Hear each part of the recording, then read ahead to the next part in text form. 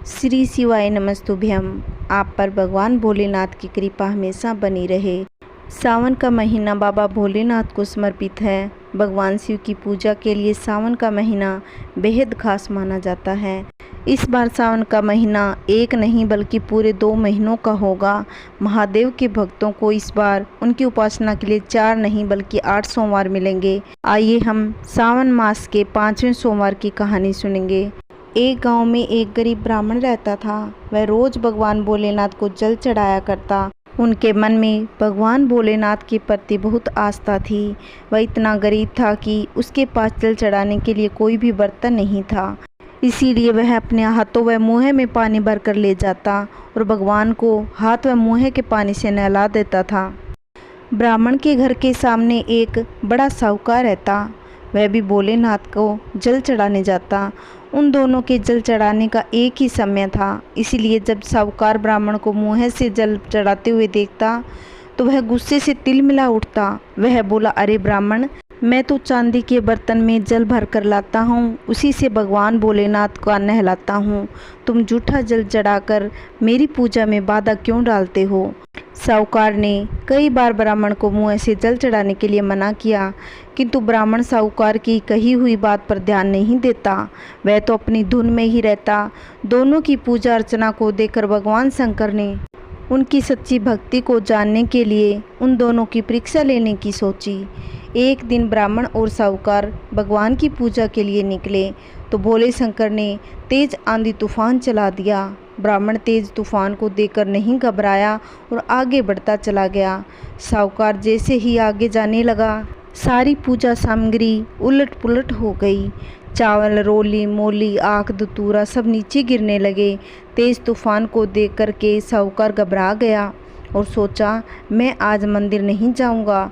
फिर ब्राह्मण को जाते हुए देखकर साहूकार ने हिम्मत जुटाई और थाली सजाने लगा और मंदिर के लिए चल पड़ा। थोड़ी दूर जाने के बाद आगे चलने पर एक सूखी नदी आई। भगवान शंकर ने सोचा, ये दोनों इस परीक्षा में तो पास हो गए, अब दूसरी परीक्षा लेनी चाहिए। अब भगवान ने सूखी नदी में बाढ़ चला दी। पानी के तेज को देखकर दोनों नदी पर खड़े हो गए। ब्राह्मण ने सोचा, मुझे जल चढ़ाने के नियम नहीं तोड़ना चाहिए, इसलिए मुझे चलना चाहिए। अगर पानी के बहाव में बह भी गया तो कोई बात नहीं, एक दिन तो सबको जाना ही है, यह तो निश्चित है। इस समय संसार को छोड़कर एक ना एक दिन सबको जाना है। फिर मौत से क्यों घबराना, इस शरीर का मोह क्यों करना? नदी के उस पार मंदिर है तो मुझे इस नदी को पार करना ही होगा। और यह सोचकर वह आगे चलने लगा। वह ओम नमः शिवाय, ओम नमः शिवाय का मंत्र जाप करते हुए नदी में कूद गया। वह गोते लगाते हुए नदी के उस पार पहुंच गया जहां मंदिर था। नदी के तेज को देखकर साहूकार की हिम्मत नहीं हुई। उसने सोचा, पानी का बहाव इतना तेज है, पानी में कूद गया तो मैं मर जाऊंगा, बच्चे और पत्नी रोएंगे, सारा कारोबार कौन संभालेगा? साहूकार ने सोचा, जब तूफान रुकेगा तब मंदिर में जाकर पूजा कर लूँगा। यही सोचकर वह घर की ओर चल दिया। ब्राह्मण को देखकर भोलेनाथ ने सोचा, ब्राह्मण की भक्ति सच्ची है, पर इसकी एक परीक्षा और लेता हूँ। यदि इस परीक्षा में पास हो गया तो इसे दर्शन दे दूंगा। ब्राह्मण जैसे ही मंदिर में आया तो मंदिर की पट्टियां गिरने लगी। ब्राह्मण ने विचार किया कि इस गांव में एक ही मंदिर है, यदि यह पट्टी भगवान के ऊपर गिरी तो मूर्ति खंडित हो जाएगी, फिर भक्त पूजा करने कहाँ जाएंगे?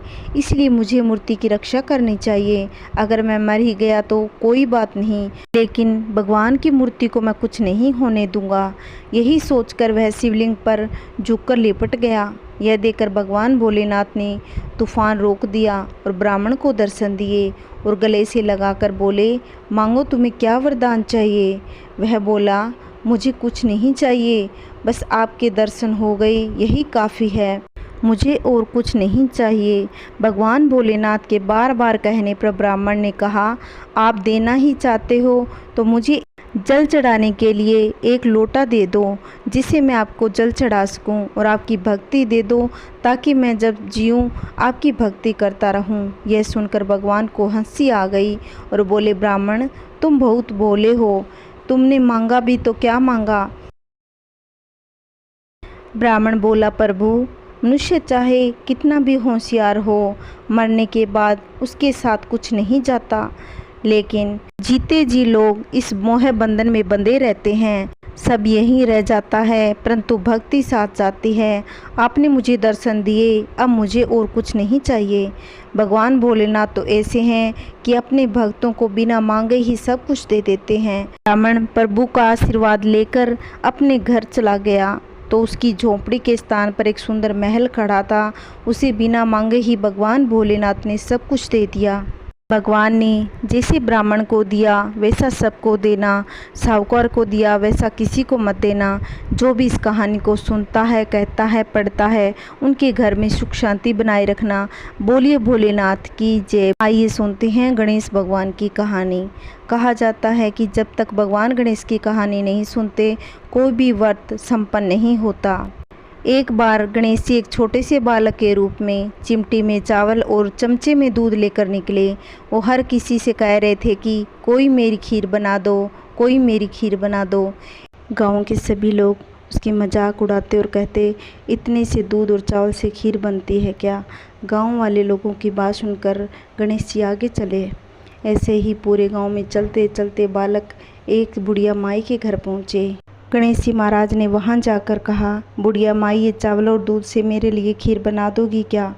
बुढ़िया माई ने हंसकर मजाक करते हुए, बेटा खीर तो बना दूं, लेकिन मुझे खिलाएगा। लड़के बने गणेश जी ने कहा, ज़रूर अम्मा, आपको भी दूंगा, सब बच्चों को भी दूंगा। तब बुढ़िया माँ घर के अंदर से एक छोटी सी भगोनी लेकर आ गई। लड़के बने गणेश जी ने कहा, माँ इतनी सी छोटी भगोनी से क्या होगा, कोई बड़ा बर्तन लेके आओ, उसमें खीर बनाएंगे। बुढ़िया माई फिर से एक बड़ा बर्तन लेकर आ गई। उसमें दूध और चावल डाले ही थे। चूल्हे फिर खीर बननी शुरू हो गई। जब खीर में उबाल आने लगा तो बुढ़िया माई ने थोड़ी सी खीर प्याले में निकाल दी। थोड़ी सी ठंडी करके गणेश जी का नाम लेकर भोग लगाकर चखने लगी। खीर तो अति स्वादिष्ट बनी थी। बुढ़िया माई बालक से कहा कि बेटा खीर बन गई, खा ले। गणेश जी ने कहा, माँ खीर से तो मेरा पेट भर गया, अब आप खाओ और उन बच्चों को खिला दो। बुढ़िया माई ने कहा, बेटा तूने तो खीर खाई नहीं, फिर पेट कैसे भर गया। बालक ने कहा, आपने मेरा प्रेम से नाम लेकर दरवाजे के पीछे खड़े होकर खीर खाई थी, उससे मेरा पेट भर गया। बुढ़िया माई समझ गई कि यह बालक तो भगवान गणेश जी का रूप है। वह खीर सभी बच्चों को खिला दी। जो वह खेल रहे थे उन्हें भी खिलाई और बर्तन भरा हुआ ही था। अब गांव के सभी लोगों को बुलाकर बुढ़िया माई ने खीर खिलाई तो सभी सोच में पड़ गए। बुढ़िया माई को गणेश जी भगवान ने आशीर्वाद दिया और जो खीर बच गई उससे तुम घर में पीछे खड़ा गड्ढा खोद कर गाड़ दो। फिर कुछ दिन बाद खीर सोना बन गई। बुढ़िया अब तो आनंद ठाट बाट से रहने लगी। बोलिए गणेश जी महाराज की जय।